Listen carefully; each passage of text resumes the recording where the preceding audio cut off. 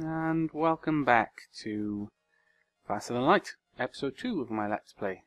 And in this episode we're going to be continuing from where we've left off, following the voyages of the EFZ Divlin as they meander, or, well, hopefully move faster than a meander, through a nebula. So let's get back to that. Continue here. And we can see that everything is as we've left it. The Divlin is still orbiting around Arrakis, by the looks of it. Maybe we should hop down, pick up some spice. Might make the jump through this nebula a lot easier. Now, as you can see, we're in the nebula area, so most of these beacons, except for 3, are nebula.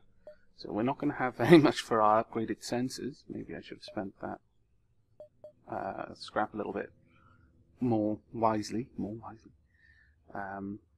Probably would have been best if I waited to jump into the next sector before spending it, so lesson learned there, I guess. I think as we're in a nebula, we'll jump around, we'll go down the bottom and along, and then come back at the top. Though, as this is an actual nebula system, it won't have the same sort of reduction in Rebel fleet speed as the other system, as the pocket of nebula in the first system had. As it says here, the Rebel fleet was prepared for the nebula in this sector, so it won't be as effective. It will still reduce their speed, but just not nearly as much. So let's go ahead and jump here. Long jumping effect, and thankfully we didn't jump into a storm. An advanced Rebel automated ship remains stationed near a small Rebel space station. However, without functioning sensors, it is impossible to tell what's inside. Usually you get an idea of whether there's military supplies or what have you, but we'll go ahead, well, we can attack the automated ship to get the station or avoid provoking it. I think we'll attack it. So once again, we're going to aim our burst laser at the weapons. We'll let the Artemis missile charge up, but I'll probably save it unless I really need it. Oh, that hurts a bit. That was some sort of beam. It might have been the same beam as in the last episode.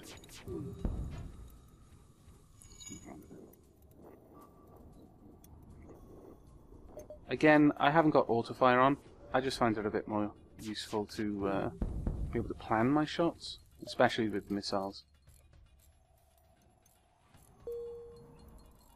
It's nice to have Maxim here because he can move around and, or she, I'm not really sure, can move around and repair systems without me taking anyone else off the actual consoles. We salvage what we can from the broken ship, which is 23 scrap, and then investigate the station. The station is a storage site for military-grade weapons. You find one that can be easily attached to your ship. Oh, wow. Okay, let's quickly check out what that is. Got a hull missile. High hull damage plus a decent breach chance, versus the Artemis, which is a standard missile launcher. It has a low breach chance. I haven't really shown this to you guys before, so it might be interesting.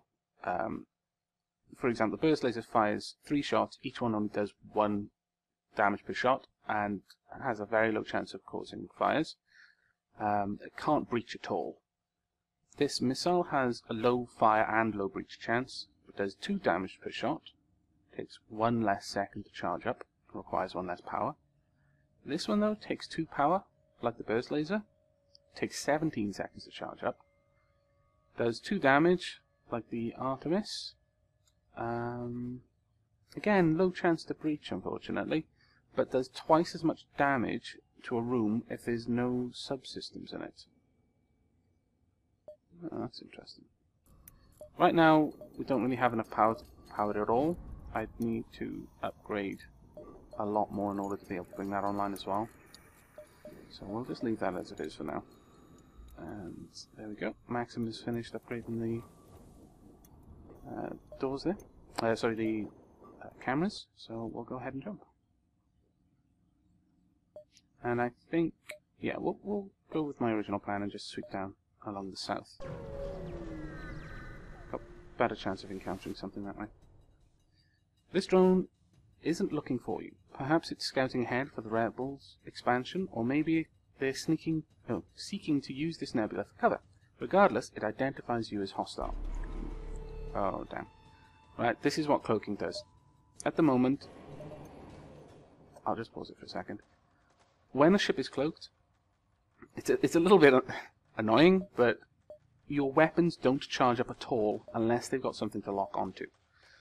So, I guess that charging thing, you could sort of imagine it as acquiring a target lock. So if something's cloaked, it doesn't charge up at all.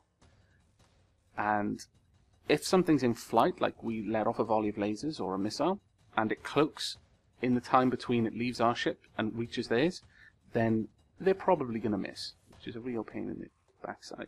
So we'll go ahead, have our burst laser attack that. Oh, damn. That's not good. Get over there, Macron. In fact, while the shields are down, we'll get Psych in there as well. Right, we've taken out weapons completely. We'll go for the cloaking system next. Down to 87% of oxygen. One good thing is that most ships can't use their weapons whilst they're cloaked. Or at least, if they use their weapons, they break out of cloak. There is an augment you can get that will allow you to fire weapons in stealth. I've never used it myself, so I don't really know the specifics. Ship explodes, leaving 2 missiles, 1 drone part, and 22 scrap. That's actually not bad at all. I'm going to go ahead and upgrade the weapon system. Put a little bit more power in there. And go ahead and upgrade the doors as well. So these doors, you notice they've gone from orange to grey. If our door system is damaged, before locking us out from being able to use the doors at all, they'll go back to being orange, and it just means that any enemy can move through them freely, and fire can spread with ease. But if they remain like this, like bulkheads I guess, then enemies will actually have to break the doors first before being able to pass through them. So that's always quite cool. But now we've got that extra bit of power, I can turn the arcness off and bring up the helmets off. So we'll go ahead and jump now. Ah, man. Should have kept my scrap. Okay. We'll jump to this distress beacon. Because, you know, we're nice guys, we like to help. The distress signal is coming from a small space station orbiting an uninhabited planet. The satellite defense system has gone haywire and their repair crew can't approach without being fired on. They're looking for help to fix or disable it. My only option is to destroy it. Or leave. And I don't think they'd really be happy if we blew it up. And there's always a chance we could fail, so unfortunately I'm going to say goodbye. You can't help them, so you're prepared to move on. And leave them to their own troubles. Right, the rebels are right on our tail now, so rather than risk having to go through a sector we've already jumped through, I'll jump straight down here. A heavily damaged Federation ship is hiding in the Nebula at this beacon. Before you have time to make contact with them, they fade into the Nebula. We can either keep our position, they can handle themselves, or attempt to follow and help. Of course, we're going to try and help. While searching fruitlessly through the Nebula, you stumble upon the rebel ship which the Federation loyalists were likely hiding from, and prepare to fight. Okay, we can go for weapon systems first. Now, this will do 4 damage if I targeted these 2 empty wounds. Oh, damn. That's not good. Good enough.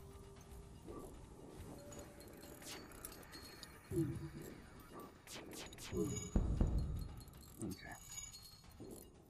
Man, they're repairing really quickly. Again. So what we can do.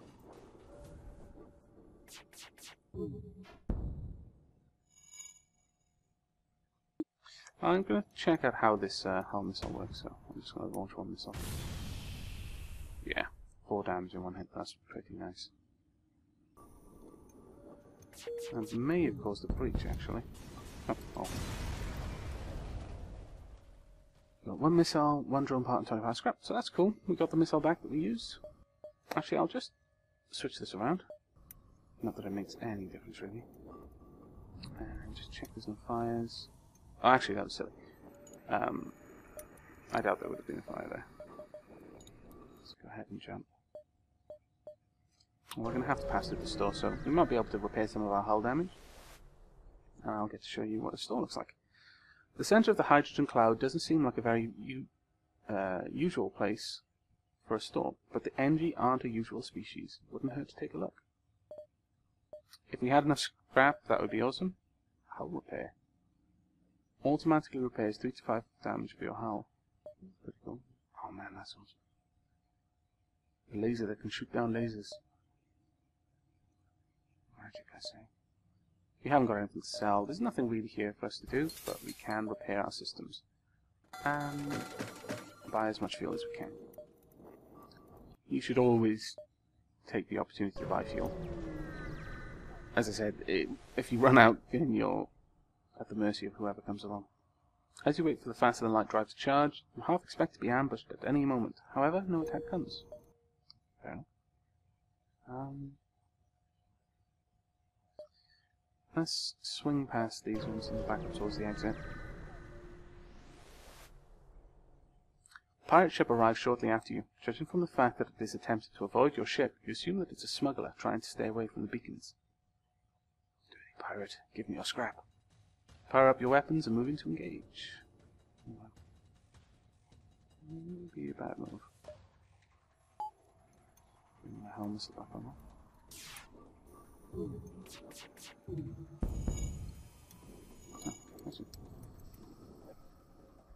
Let's hit their O2 as well, because that usually seems to draw people's attention away from repairing anything else.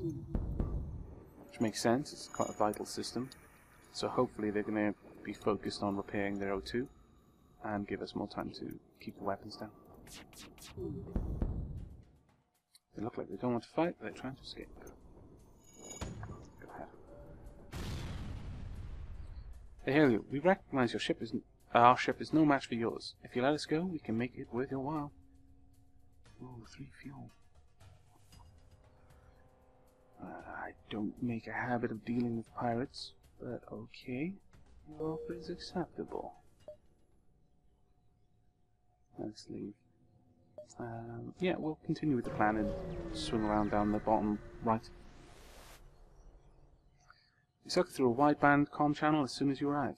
Nothing but static. Go on. This nebula is being rather uneventful. Navigating the fog blind, you practically bump hulls with a Mantis ship. They hail you. Pah! This transgression will be overlooked. Nebula very dangerous. Next time, humans will die. This place is dangerous enough. They've got a transporter. They are Mantis. No. You made a threat. You've got to live to back it up. Oh crap. We should be able to deal with this.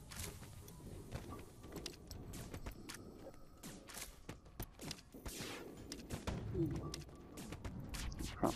Missile. Okay. Extro, get out of it. Maxim, get out of it. I'm going to pull 1 power from the engines, put it to the medbay. Whoa. Did they just beam up? Oh crap. Can you fix it? Oh, hit that. Lose it. That crack there was a breach. As you can see, this room almost lost all of its... It's still all of its oxygen. When a room is actually out of oxygen, and people would take damage in there, it has like an orange border around the room instead of a black one, as well as the tiles actually going red. So we'll get Maxim onto the engines since he's full health.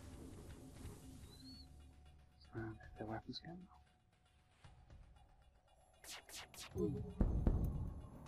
Yeah, if we can just keep their weapons down, well, this is game over for them. So I'll go for the... Yeah, I'll stay on the weapons, we may as well.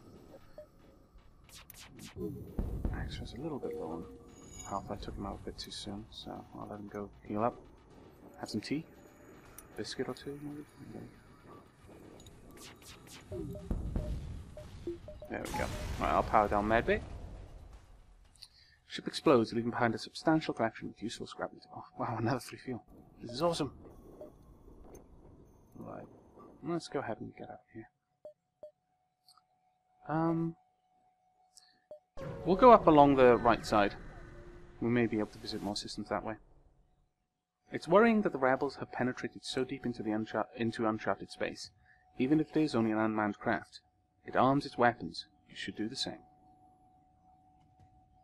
Oh wow, it's got 2 layers of shielding. But it looks like it's only got lasers.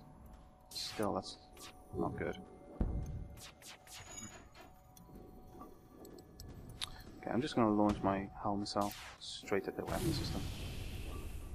Hopefully that's also breached. I'm not sure if that sort of sound you hear, that hissing sound, whether that means that they breach or that's just part of the missile sound effect. I'd like to think it was a breach. Well, actually, it wouldn't matter. There's no one on this ship. I'm being a derp. It's an unmanned craft. It doesn't need oxygen.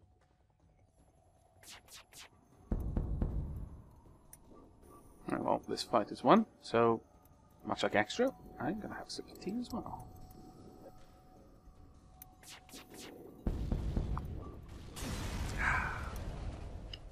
Good captain must have a continuous supply of tea. Ship explodes, leaving behind more scrap, blah blah blah. 1 missile. Oh, that's cool. We replaced the missile we used, and 16 scrap. And my ship's in pretty good state, all things considered. Let's jump up here. And this time I'm going to keep hold of my scrap until I jump into the next system. It appears that an automated rebel scout was positioned to warn of your passing. The ship starts to power up as fast and light drive. That is not good. Right. I'm going to use both weapons. Well, actually no. I'll hold on to the hull missile and just see if we can take it out with the burst laser first. Excellent dodge in there. That missile is getting on my nerves. Ah, damn it. Get in there. Oh, actually, no. You're useless. Extra, get in there.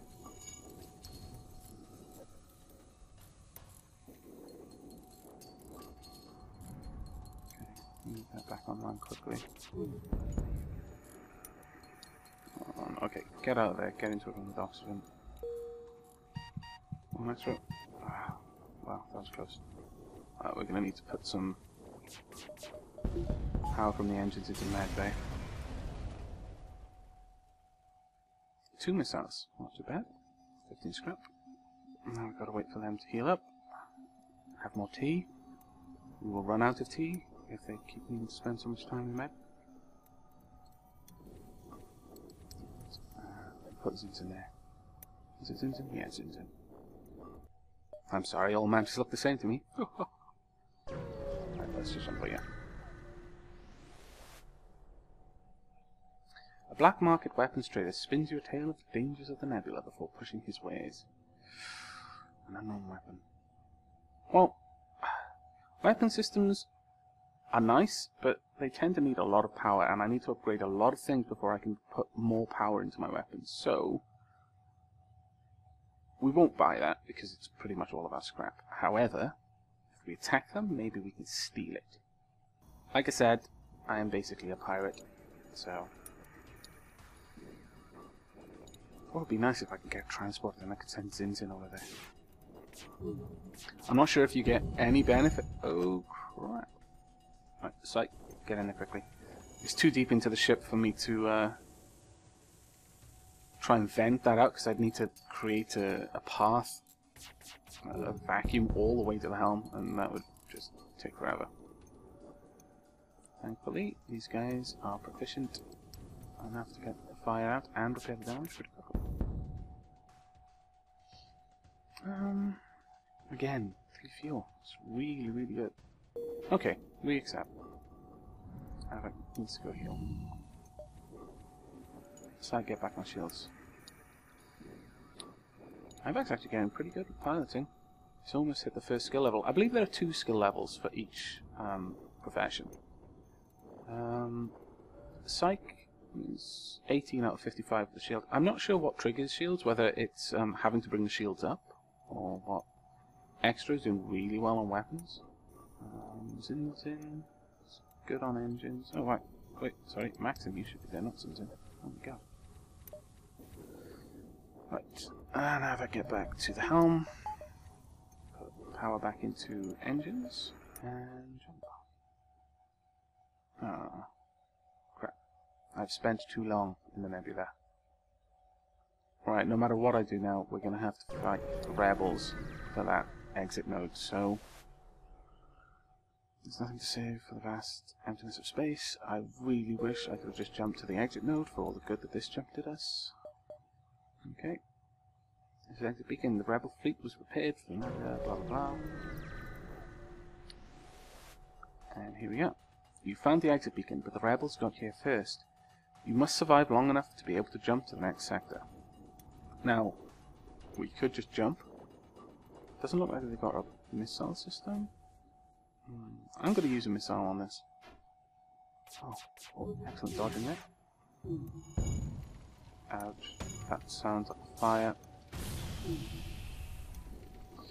Okay, everyone get into the room. Keep their weapons down if we can. Maxim, get on shields. The reason why I'm sending the humans into this room instead of the Mantis is simply because the Mantis have half repair. I'm not sure if that also counts for putting out fires. It wouldn't surprise me if it did. I really need to take down their shields. I could jump now, but I think we can win this fight, so I'm going to try. Look at their shields.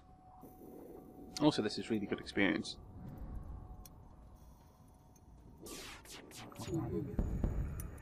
Okay, their shields are down. Go to their weapon system. They're moving around a lot to try and repair all the damage. Right, weapons are completely down. 2 more volleys of the burst laser should take this ship out. Except their shield came back online. Oh well, 2 volleys still, regardless. Come on, come on, come on. Will they repair it more? Yes. There's no time to salvage the enemy ship. You must jump away before the cruisers get in firing range. Well, at least we got the fuel that we spent jumping to this beacon, even if we didn't get any scrap. Probably should keep that in mind for next time. Especially if we're taking hull damage. Right, as you can see, these 2 sectors are grayed out because we've chosen a path that excludes them. And our next choice is a Mantis controlled sector, which is hostile, or the Zoltan homeworlds, which I was hoping for actually. So that works out well. Okay, let's jump to the Zoltan homeworlds. Once again, orbiting Arrakis. You've entered Zoltan territory. This species is not renowned for giving anything for nothing, but you can always just be assured a fair hearing. Continue. And we've got our sensors back. This is excellent. There are some Nebula systems. There's quite a lot of systems actually.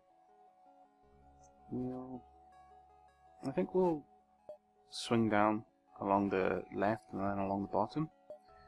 But we'll keep that for the next video. I'll see about keeping these videos about 1 sector long. It depends a little bit. As I get further in the series, I'm sure I'll be explaining less as I'm going along, so I'll be able to fit in more in the same amount of time. But for now, we shall leave the EFZ Divlin there. Got 11 fuel, 7 missiles, 10 drone parts, which are utterly useless to us. And actually, before I go, I'll just get Extro and Psych healed up. They deserve that much at least. There we go. And Extra is finally done. So with that, I'm going to end this episode, and I'll see you again next episode, I guess. Hope you enjoyed.